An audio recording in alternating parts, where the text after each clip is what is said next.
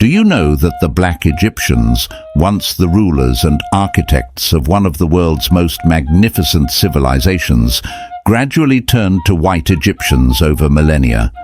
The transformation wasn't just a simple matter of changing demographics. It was a complex interplay of relentless socio-political upheavals, useless internal conflicts, and subtle yet significant foreign incursions. Black Stories Untold reveals the deep secrets behind this remarkable transition, shedding light on a history often overshadowed by prevailing narratives. The passage of centuries into millennia has caused many of the most significant developments of early Egypt to fade into obscurity.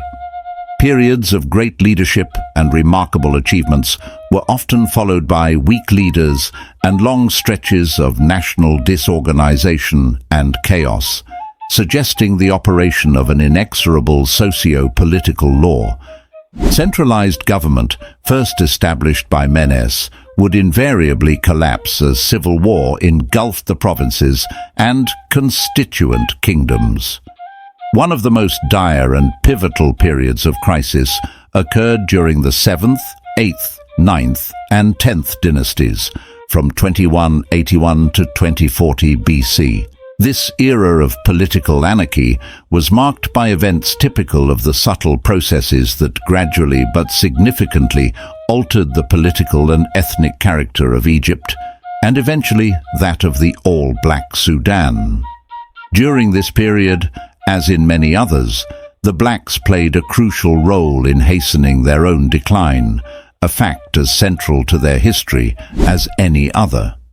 In Egypt, there was an almost unending power struggle, both within the royal lineages at national and provincial levels, and between the various provinces. Civil strife intensified as the largest and strongest provinces, such as Thebes, attempted to restore national unity. However, too many monarchs, chiefs, vied for power, each aiming to become the pharaoh of all Egypt and, ideally, all Ethiopia, Egypt and the Sudan. For 141 years, hell reigned in the heart of the empire, Upper Egypt, a period characterized by regression and destruction. The extremities of the empire broke away from the center. The northern end, Lower Egypt, which was predominantly white, regained independence, and more whites infiltrated Upper Egypt, exploiting the chaos and forging alliances with various provincial chiefs in the ongoing conflicts. Lower Egypt, too, experienced internal strife among its now independent provinces. Delta chiefs readily accepted invitations from black princes to form alliances and lead troops into Upper Egypt.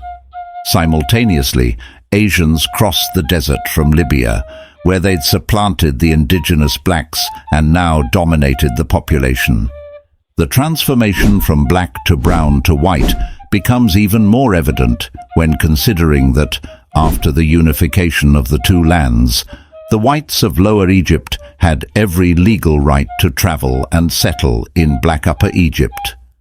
Despite general opposition, there had been a steady infiltration from the beginning. These settlers, like their Libyan counterparts, arrived in a manner that did not cause immediate alarm. In small numbers, spreading out, and gradually forming separate communities adjacent to African villages, towns, or cities. They became integral parts of provincial life, actively supporting local chiefs, monarchs, marrying into their families, and eventually becoming legitimate chiefs themselves. The Asian power base was thus firmly established in the provinces, evolving so gradually and without fanfare that it seemed imperceptible. Similar changes were occurring at the national level within some royal families. The most significant changes in the racial character of Egypt always occurred during periods of political decentralization and civil disorder, when whites arrived en masse and spread throughout the country. The already established Asian communities acted as magnets, leading to the creation of numerous new settlements. These settlers could now move in unchallenged, coming not only from the Delta and Libya, but also from Asia. These were not military invasions, but settlers who paved the way for the invading armies that would later arrive from Asia and Europe. These invaders could now count on cooperation and a warm welcome from the already established white population in Egypt. A century and a half of turmoil followed. To fully grasp the significance of these events, it is essential to pause and reflect, considering facts that many writers have overlooked. Among these are 1. The collapse of centralized authority from Memphis not only allowed Lower Egypt to regain independence, but also plunged this predominantly Asian region into the same state of disruption as the rest of the country. 2. Kings in Lower Egypt ruling from Avaris or Sais often claimed to be kings or pharaohs of all Egypt without having actual control over the entire country. Similarly, kings in Upper Egypt, ruling from Thebes or Memphis, made parallel claims without having control over the whole country or even all of Upper Egypt. This meant there were periods when both white and black aspirants claimed to be pharaohs of Egypt simultaneously, without effective control over the nation. 3. Writers, aware of this, have generally presented the whites and Afro-Asians, classified as white, as the Egyptian pharaohs, while ignoring the African pharaohs. When challenged, their defense is that African pharaohs are indicated as Thebans, Memphites, etc., which is part of the blackout of black history. 4.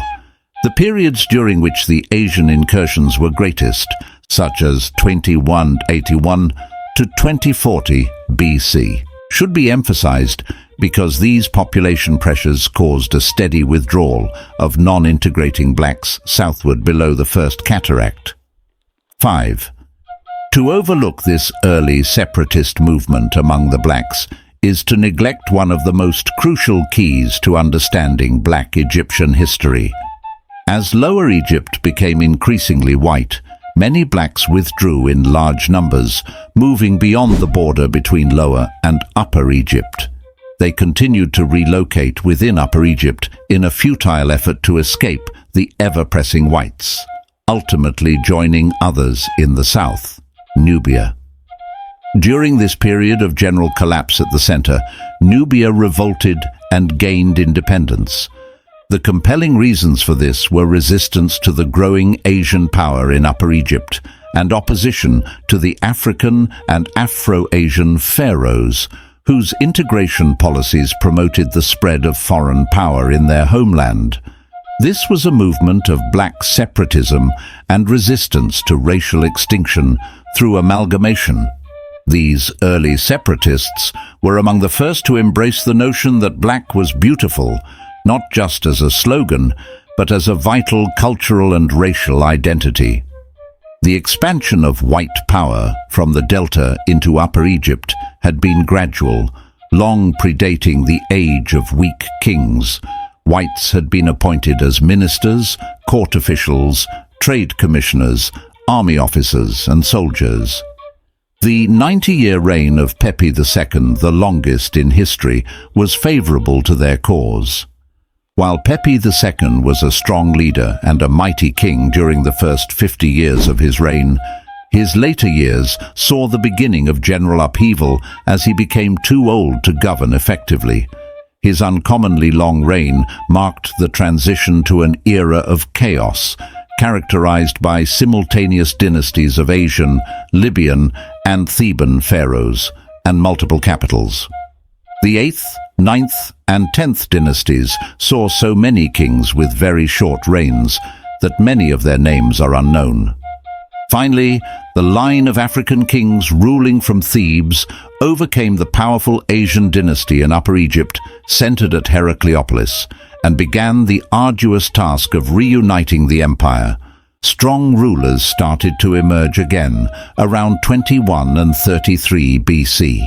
with the 11th dynasty of the great Mentuhotep II beginning 93 years before the 10th dynasty ended, further illustrating previous points. Mentuhotep II, likely the greatest king of the 11th dynasty, sought to resolve the Asian problem by reversing the policy of integration and expelling them from Lower Egypt. Historical accounts suggest that he expelled the Asians from the Delta in 2040 BC, while he did indeed conquer Lower Egypt and possibly believed that reunification with the Black South would be easier if he first removed the Asians.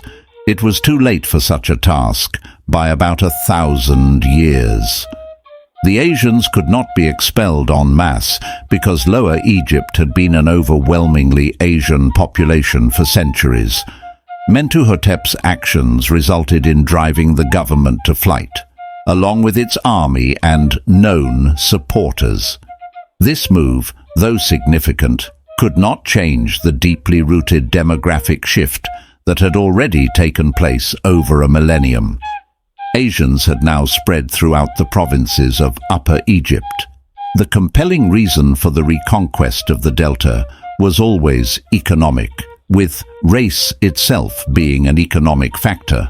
When Asians were in control, a commercial blockade prevented blacks from engaging in direct world trade and international relations.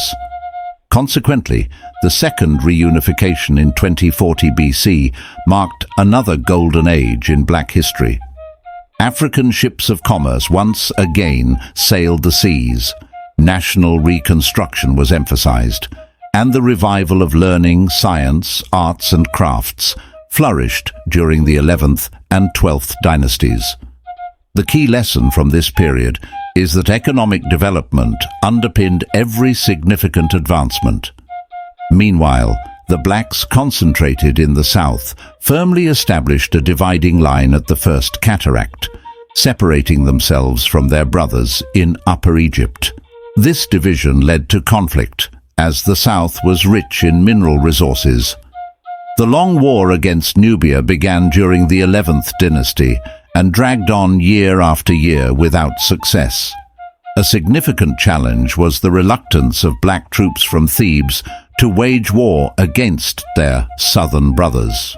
No substantial progress was made until the power center at Thebes moved to Al-Fayoum in the 12th dynasty, and even then, the war continued for another 50 years before Lower Nubia was brought under control.